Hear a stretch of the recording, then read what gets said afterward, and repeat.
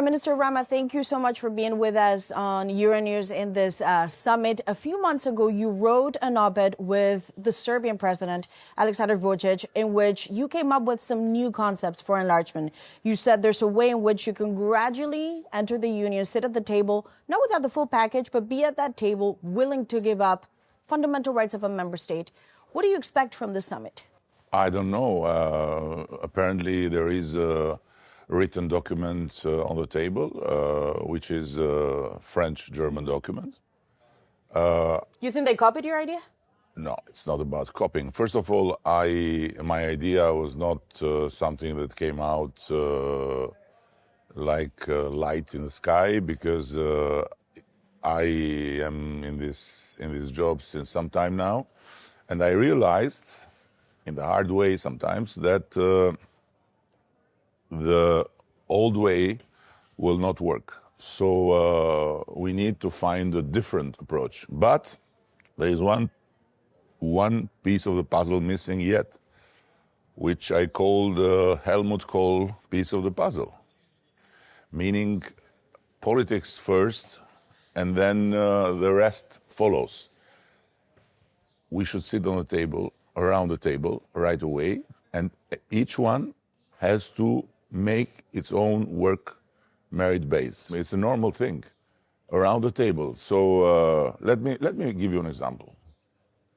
Ursula von der Leyen, who is our leader and who in the same time is the one that has re-engaged Europe with enlargement. She has. You think that is her credit? She has really re-engaged on enlargement. Because before her, the previous one said there is no enlargement. Mm-hmm. So she has 6 kids. So the kids are around the table. And then they have to go through exams, they have to go through school, they have to go through this and that. So it's not them deciding anything around the table, but it's them staying on the table, it's them participating in the family life.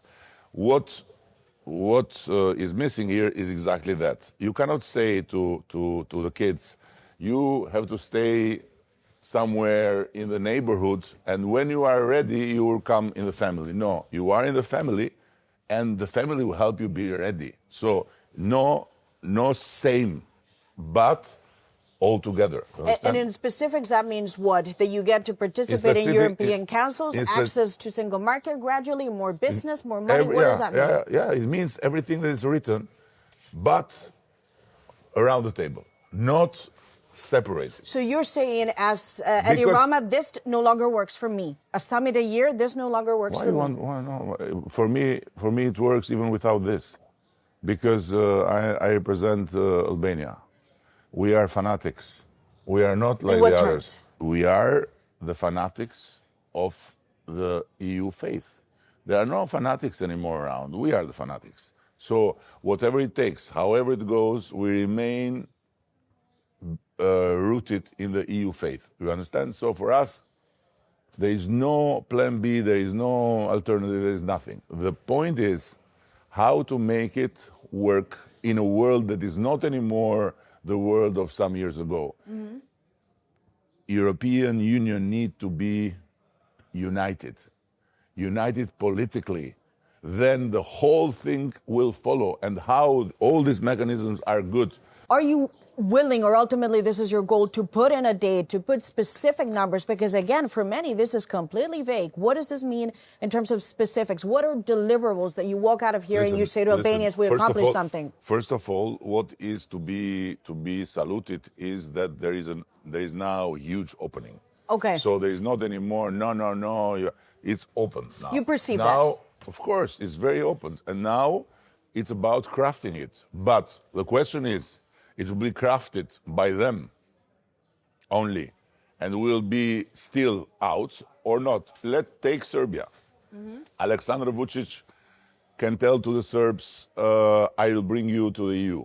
The Serbs will say you are a stupid person because they don't want us. If he tells to them, I am not going to bring you to the EU, then a lot of complications start. What I mean by that is that all around the Balkans, there are forces and there are third actors that are interested to push the narrative, it will never happen. They will not take you in. But the Commission will say, in the case of Serbia, it's not happening because of actions and decisions taken by the government. I took it as it's not external. I took it as an example. I'm saying that look at Moldova. You want Moldova? Okay, Maya Sandu is telling the Moldovans, come with me in Europe. It's not happening. The alternative is Russia. She resisted 2 elections. The third elections, maybe she will not resist anymore because the Russians can say, hey, are you crazy? It will never happen. So, no, look at Ukraine. Bring everyone around the table with the status they have each in this situation. Candidates, negotiating. The process should be merit-based because it helps the countries to improve. The merit-based process is not just for Europe. It's first and foremost for us. Going through the merit-based process, we strengthen our institutions. We build democratic states in countries that have missed it for a long time. This is the drill. And what is the risk? You feel me? I feel you. I feel it very much. And you're very energetic about this. But what is the risk if this doesn't happen? Because we hear there is a security need. What is the risk? That there's violence again in the Balkans? That there's interference from Russia? What is the risk? But listen, it's not about what is the risk in terms of... But you talked about external forces. You talked about a negative message. Yeah. What are the risks? It's not about the risk as something that will blow. It's about the corrosion of the trust in you and the watering down of the faith in this family. So it's something that needs to be addressed politically, and it's very important for you to close the political border and say, this is a family. You have no room here to spread lies and to fuel a hatred against you and to tell the people it will never happen because they don't want you and blah, blah, blah. The counterpoint from EU citizens would be, however, we need to make sure that they are also ready to the extent that we need them. And that means serious reforms on judiciary, separation of powers, freedom of the media. Nobody wants another Hungary. That is the point. Nothing changes. This is very clear. Nothing changes in that regard. So you cannot have the final day of negotiations if you are not fit. You cannot have the treaty if you are not fit. You cannot have the approval of all the member states if you are not fit. But until then, you are around the table. You are part of the European Union. You understand? And that would be called what? Associated membership? Close membership? There will be called nothing. There will be United European Union. It is all together around the table. The grandfather, the grandmother, but the parents, parents, how do you call that? Because you're not an EU country. How would you call that? You have to switch it. We have to change this. We have to become part of the European Union family now. And then the rest will follow, like the kids, like the youngsters have to step by step become a voice around the table. Have to have step by step part in the decision-making of the family. But until then, they have to grow, they have to make the exams, they have to make everything. Are you encouraged by this Hungarian decision now on the cluster one? This is very technical again, but the symbol and the signal is that Ukraine will finally get moving, Moldova will also get moving. Does it change that Peter Magyar is at the table? I don't think this will be, it's good, but I don't think this will be enough for the Ukrainians. It will never be enough. I don't think it will be for Moldova, yes. Moldova should... How do you interpret that in this paper from France and Berlin? They referred to the Balkans and Moldova, but not Ukraine. Is that the point, that ultimately this country will be something else? I don't know. I think the best way, the simplest way, the sharpest and the boldest way is to say, guys, come around the table and we'll fix it step by step, year by year, for each and every one of you. And in the meantime, look at the paper. You close a chapter, you get something. You close another chapter, you get something. But it's individual. It's not all of you in the same time. But all of you in the same time, we're together because it's politics. We are a political union. We have to talk about what we do with our common defense. We have to talk about what we do with our common foreign policy. We have to talk about how we keep balance our But that means full democracy. alignment with foreign policy with the EU. Serbia, for example, is not applying sanctions. That would be another issue. Again, where is the difference? Why Serbia is today around the table? Because it is a candidate country aiming to become part of the European Union. So it will not be a mistake. It will be a great advantage for both to have Serbia around the table all the way, and then to tell Serbia around the table, hey guys, it's not good, you have to align. But for them, will be much easier to align if they will finally realize that they are part of the European Union, and they have to grow up in the role and to be fully endorsed by everything that has to do with the European Union. The last time we spoke, you also made a point very clear that was controversial. You said to me, this was a mistake that the EU is not talking and engaging directly with Russia. We need to engage with this diplomacy. Yes, now it's happening. Do you feel validated? Where is happening? Well, there is talk, as you know now, between the French, Germany, and the UK that there could be now a sort of envoy for the Russians. There is talk between them that could be a talk. Yeah, but we're still far away. But they have opened this debate about talking to Russia, which was an absolute no-go up until 6 months. Even the Ukrainian president says it's needed. 6 months is an eternity in war, because in 6 months people continue to be killed. But the Europeans have changed their mindset now. They now openly talk about there needs to be a form of communication. I hope they start to talk with Russia, because talking to each other, they have never a problem. To talk about what, however? To start understanding each other, how this war can be stopped in a way that does not... Some say that's a trap. Russia's an enemy to the European Union and Europe? Listen, I don't know what other name to put to a force that is killing people in another country every day.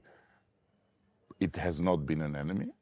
It should not have become an enemy. And in this, there is a reflection to be made. But nowadays, it's an enemy and should change. Now, talking to the enemy, making peace, working for peace every day is not about the other side. It's not about how much the other side wants peace. It's not about how sincere is the other side. It's not about if the other side is criminal or is not. It is about who you are, right?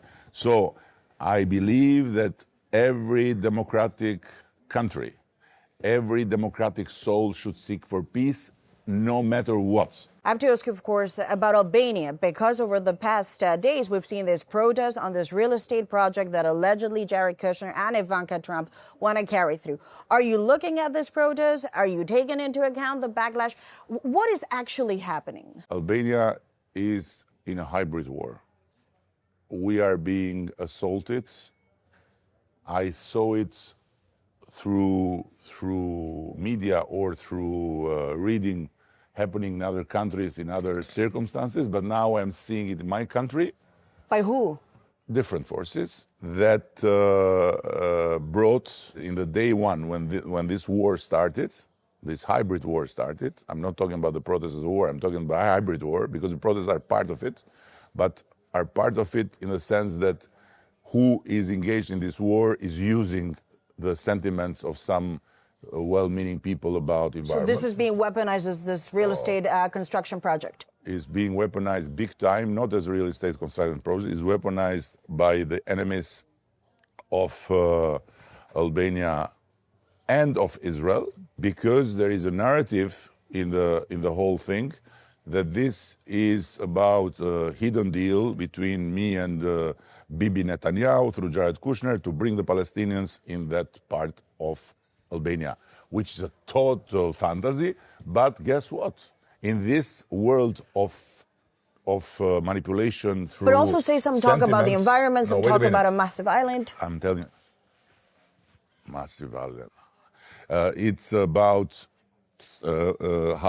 how deeply the use of social media for pushing false narratives can touch the sentiments. So in the first day, imagine, we saw 5 times more users than the number of users that are the usual ones in the Albanian social So you say media. these protests are being agitated by forces online?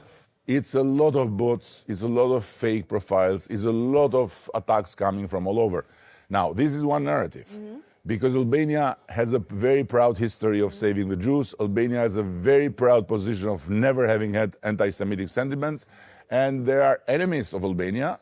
They have names that want to fuel this among the Albanian Muslims that are incredibly tolerant, that are amazingly pro-European, that are citizens of Europe and have nothing to do with things. This is one. The other narrative that is mixed with that is the environment. And there are studies, very, very much clear, that how external forces have studies, I mean, not from Albania, from Sweden, from other countries in Europe, how external forces, hostile to Europe, hostile to democracies, hostile to the enlargement, use environmental issues to fuel false narratives and to fuel protests. So that's also being weaponized in your view? Weaponized. Third is, yes, there is a real thing, which is there an expression of interest to have a project? Yes. Is there a project? No. There is no project yet. The project is being worked by the investors. We have to see when the project will be presented. This is the reality. But are you confident that you will get to a resolution that works first and foremost for the people of Albania? No, there is no resolution to get. There is a project to happen, in terms of first being designed, being presented, being scrutinized and approved, and then there is a project to be built. There is no resolution. So if it works, it goes ahead. If it doesn't fit purpose, it will not go ahead. Of course, but there is no chance that the progress in Albania and the projects in Albania will be defined by street protests. This will never happen, not under my watch. Because that would mean what? That would mean we have to discuss about reality, not about fake reality. If we have to discuss about a project, yes, we have to discuss about the project. Everyone is welcome to discuss about the project, but not about fantasies, about projects that do not exist yet, or about projects that are presented in the social media by being engineered.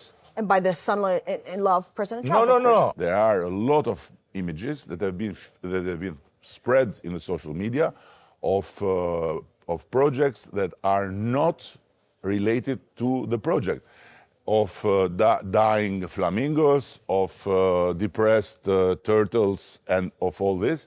It doesn't exist. So we have to talk about reality. When the project will be presented, of course, we'll show it, and we'll show it proudly. And I'm sure it will be a project that will change a lot in how Europe understands environment in general, because this is the aim. It's not the aim to take a piece of land and to do speculation. The aim is to build the most exclusive and the most environmentally precious But some people take issue with the exclusive too. Why? Because it becomes an elite on land that belongs to the Albanian people. The land belongs to the investors. They have bought it from the privates. And that's part of the issue. Number one. Number two, we are not anymore in the bunker of Enver Hoxha, isolated from the world. We are part of the world. Number three, exactly because these investments come, countries change. Because €1, and it's not me saying it, €1 that enters in this exclusive, it's 1.5 to €2 that enter in the inclusive. So in the country, in the community. And when I said exclusive in terms of architecture. Top architects among the best in the world are engaged. About landscaping, top landscape architects are engaged. Top engineers are engaged. So it's not about doing something disruptive with nature. It's about creating a role model for how you develop and how you make nature better by bringing people in the nature. Well, Prime Minister, on that note, thank you so much for your time and thank you for joining us on Euronews.